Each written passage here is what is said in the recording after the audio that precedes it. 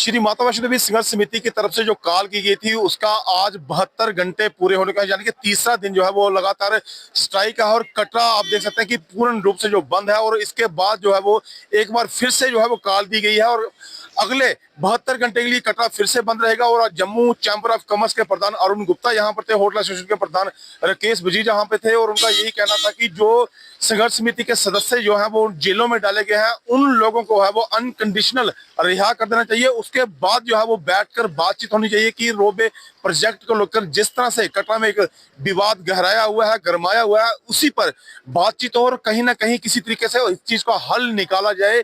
उनका ये भी कहना था कि विकास अगर होता है तो वो विकास के खिलाफ नहीं है, मगर लोगों की रोजी रोटी छीन कर अगर किसी तरह का भी विकास होता है तो वो उसके बिल्कुल खिलाफ है। ये कहना था चैंबर ऑफ कॉमर्स के प्रधान अरुण गुप्ता का, और उसी के साथ जो होटल एसोसिएशन कटरा है उसके प्रधान राकेश बजीर का आज विशेष तौर पर कटरा में समग्र संघर्ष समिति के समर्थन में जहां पर पहुंचे हुए थे, उन्होंने अपना समर्थन देते हुए ये कहा था कि अनकंडीशनल रिहाई जो है वो उन 18 लोगों की होनी चाहिए जिनको 3 दिन पहले जो जेल में डाला हुआ था। कटरा से दैनिक सवेरा के लिए अरुण शर्मा की रिपोर्ट।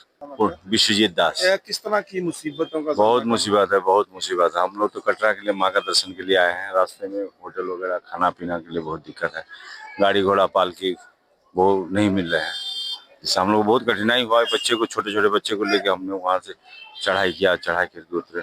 परेशानी तो है, लेकिन अब क्या किया जाए। इस चीज का अंदाजा था कि कटरा बंद रहेगा? नहीं नहीं नहीं, जो शहर कभी बंद नहीं हुआ। नहीं नहीं, हम लोग तो जानते हैं ये तो धार्मिक शहर है, ये तो बंद हो ही नहीं सकता। जब तक माँ का दरबार चलेगा तब तक तो शहर चलेगा। क्या कहना चाहिए प्रशासन ने जिस तरह से अड़ियल रवैया अपनाया हुआ, क्या कहना चाहिए इस चीज को? अब हम क्या कहें, हम तो बिहार के हैं, हम तो चाहेंगे कि हर चीज अच्छा से हो, सब चीज सबका भला हो, सबका साथ विकास हो। जय माता।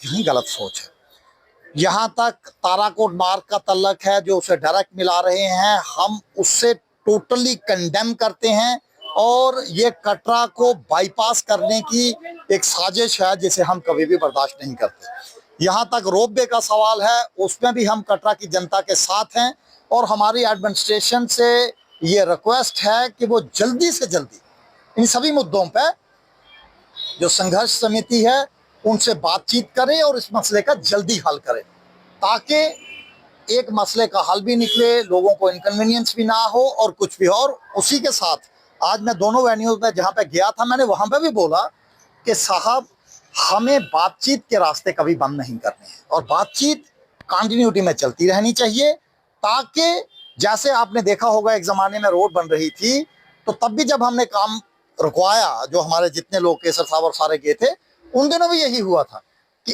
एक इधर हड़ताल थी और दूसरी बातचीत चल रही थी। तो इसी तरीके से बातचीत के रास्ते खुल के, और मुझे लगता है कि इसका समाधान हो जाएगा, ऐसी हमारी सोच। 72 घंटे के लिए कटरा बंद रहा और 72 घंटे की कॉल जो है वो फिर से दे दी गई है। श्रद्धालुओं को काफी सारी दिक्कतों का सामना यहाँ पर हो रहा है, और 18 लोगों को जेल में डाला गया है।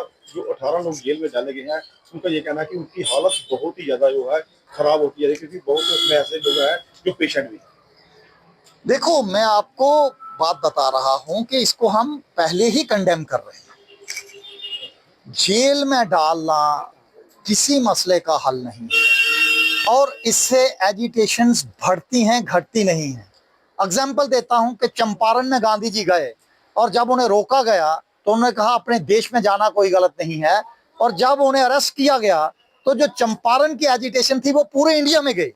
और आज हमें गर्व है हर एक आदमी पे, जो आदमी अंदर गए हैं वो सोशल काम के लिए गए हैं। तो मुझे ये लगता है कि एडमिनिस्ट्रेशन समझेगी और उन्हें जल्दी से जल्दी बाहर निकालेगी, ये हमारी सोच है, और उन्हें एडमिनिस्ट्रेशन को बहुत जल्दी ये करना चाहिए। जंग युवा जो है वो सड़कों पर है, महिलाएं सड़कों पर है, उनका यही कहना है कि रोपवे प्रोजेक्ट जो है वो कटरा के लिए नासूर बनता जा रहा है, क्योंकि अगर रोपवे प्रोजेक्ट लगता है तो बना बसाया शहर जो वो उधर जाएगा। क्या कहना है? बिल्कुल ठीक कहते हैं आप कि जब तक आप ये जितनी पुरानी जगह हैं, चाहे चरणपात का है, बाल गंगा है, आदकुआरी है, अगर कहीं वो उनको अगर बीच में अगर नहीं लेंगे तो कैसे काम चल सकता है।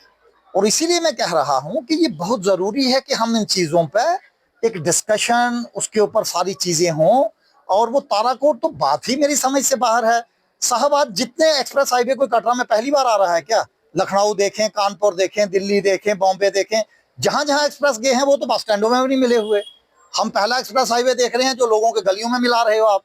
तो इससे हम कंडेम करते हैं, और एडमिनिस्ट्रेशन से, संघर्ष समिति से, दोनों से आग्रह करते हैं कि बहुत जल्दी जो है मैंने संघर्ष समिति से रिक्वेस्ट की है कि 5-6 मेंबरी एक टीम बना के वो बातचीत का सिलसिला आगे शुरू करें।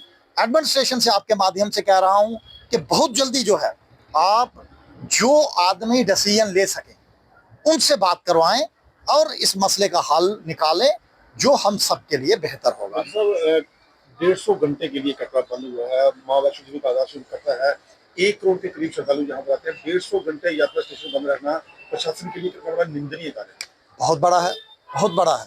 मैं समझता हूँ ये छोटी बात नहीं है और मैं ये समझता हूँ कि अगर उन सब लोगों को क्या पता अरेस्ट ना किया होता तो दूसरे दिन बैठ के मसलों के हल निकलते, मगर कुछ एक चीज़ें जो हुई हैं वो अच्छी नहीं हैं।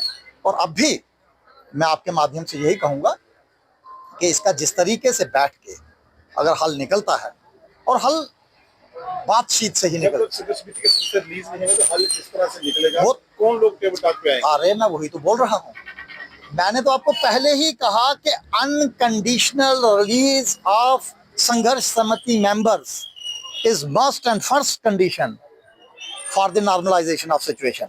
संघर्ष समिति के लोगों को बाहर निकालना ये पहली बात है और उन्हें बाहर आना चाहिए।